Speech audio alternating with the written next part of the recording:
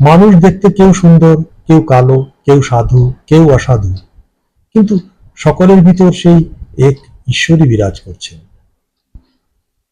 মনেতেই বদ্ধ, মনেতেই মুক্ত। ঘৃণা, লজ্জা, ভয় তিন থাকতে নয়। শুদ্ধ জ্ঞান ও শুদ্ধা ভক্তি এক। শুদ্ধ মন, শুদ্ধ বুদ্ধি, শুদ্ধ আত্মা একই। ঈশ্বর শুদ্ধ মনের গোচর।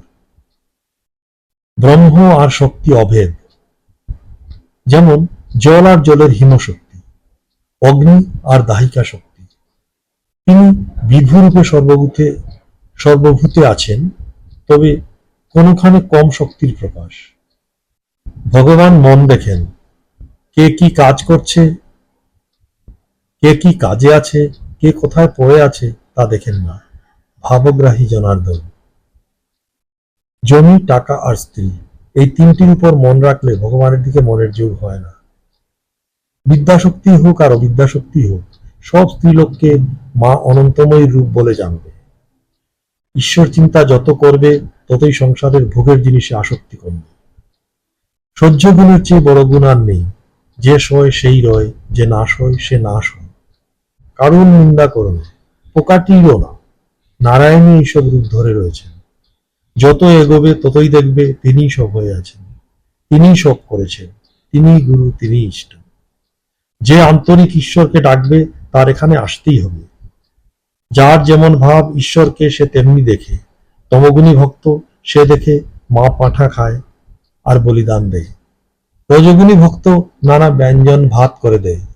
সত্যগুণী ভক্তের পূজার আড়ম্বর নেই। তার পূজা লোকে জানতে পারে না। ফুল নাই তো বিল্লপত্র, গঙ্গা জল দিয়ে পূজা করে। দুটি মুরকি দিয়ে কি বাতাসা দিয়ে শীতল দেয়। কখনো বা ঠাকুরকে একটু পায়েস রেঁধে দেয়। অনুরাগ হলে ঈশ্বর লাভ হয়। খুব ব্যাকুলতা চাই। খুব ব্যাকুলতা হলে সমস্ত মন তাপে গত হয়। বালকের মতো বিশ্বাস। বালক মাকে দেখার জন্য যেমন ব্যাকুল, সেই ব্যাকুলতা। এই ব্যাকুলতা হলো তো অরুণোদয় হলো, তারপর সূর্য উঠবেই।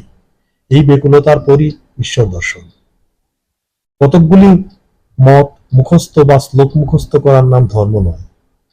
কর্ম কতদিন? যতদিন দেহে অভিমান থাকে, অর্থাৎ দেহই আমি, এই বুদ্ধি থাকে। কর্মের দ্বারাই যোগ হোক আর মনের দ্বারাই যোগ হোক, ভক্তি হলে সব জানতে পারবে। ব্রহ্ম যে কি মুখে বলা যায় না। অনেক দিন অনেক বিষয় কর্ম করছে, এখন গোলমালে ধ্যান ঈশ্বর চিন্তা হবে না। একটু নির্জন দরকার। নির্জন না হলে মন স্থির হবে না।